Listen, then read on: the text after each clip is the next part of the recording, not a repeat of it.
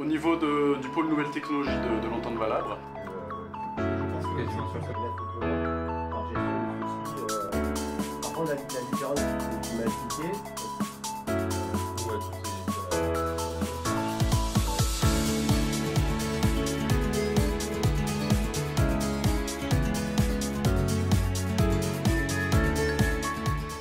dans le cadre donc du souhait de l'ENSOSP de déployer la solution Crimson au sein des formations opérationnelles, le rapprochement entre les deux établissements Entente Valabre et École nationale supérieure des officiers de sapeurs-pompiers étant privilégié, il était donc naturel qu'on puisse accompagner l'ENSOSP dans cette démarche qui a constitué pour nous donc une mobilisation depuis mi-2024 afin d'une part de paramétrer toute la partie technique de l'outil avec un fonctionnement qui est très propre aux formations de l'ENSOSP, vu qu'il va y avoir plusieurs sessions de formation activées en parallèle. Donc on est sur un fonctionnement un petit peu différent de ce qui se fait habituellement dans les services d'incendie et de secours. Donc ça a été tout un enjeu pour nous de bien analyser les besoins pour pouvoir faire correspondre l'outil aux formations.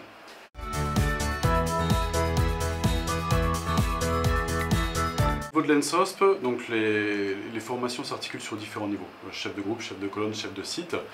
Il était important pour l'école nationale, du coup, comme expliquait le commandant Tarouk tout à l'heure, de pouvoir apporter un vernis sur l'utilisation des outils numériques qui sont utilisés de manière de plus en plus massive dans les services d'incendie et de secours.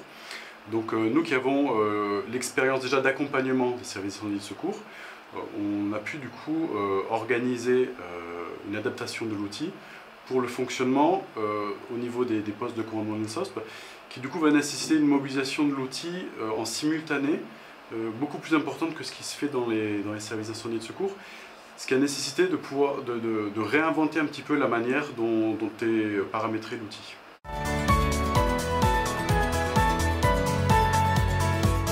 Les deux établissements sont historiquement de toute façon très proches, géographiquement également, ce qui facilite les relations. Au niveau des casques de Valabre, il y a déjà une utilisation de Crimson qui est éprouvée depuis plusieurs années. Donc ça nous a permis d'apporter aussi une expertise dans l'approche pédagogique de l'utilisation de l'outil. Et donc au fil des derniers mois, c'est le rapprochement qui s'est fait naturellement et les choses qui sont mises en œuvre d'une manière, une synergie vraiment très proche.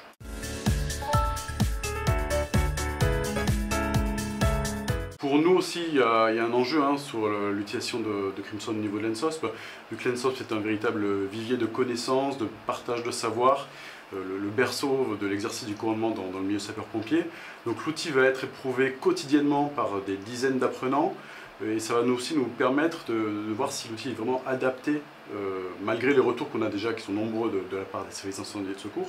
Ici on sait que voilà, quotidiennement il va y avoir une très grosse utilisation et on va pouvoir faire évoluer l'outil aussi en parallèle des bonnes pratiques au niveau de l'exercice du commandement qui est porté par l'ENSOSP.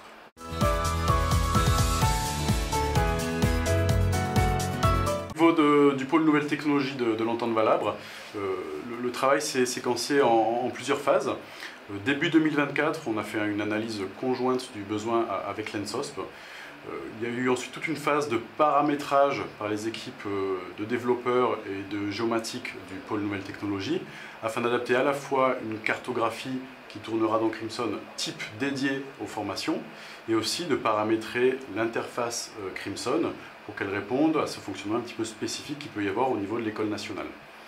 On a ensuite fait toute une phase de navette entre les deux établissements pour pouvoir fignoler les différents réglages. Et aujourd'hui, du coup, à quelques jours des premières formations, nous avons fait un déplacement des équipes du pôle nouvelles technologies pour éprouver tous ces réglages qui ont été faits ces derniers mois, vérifier que tout fonctionne.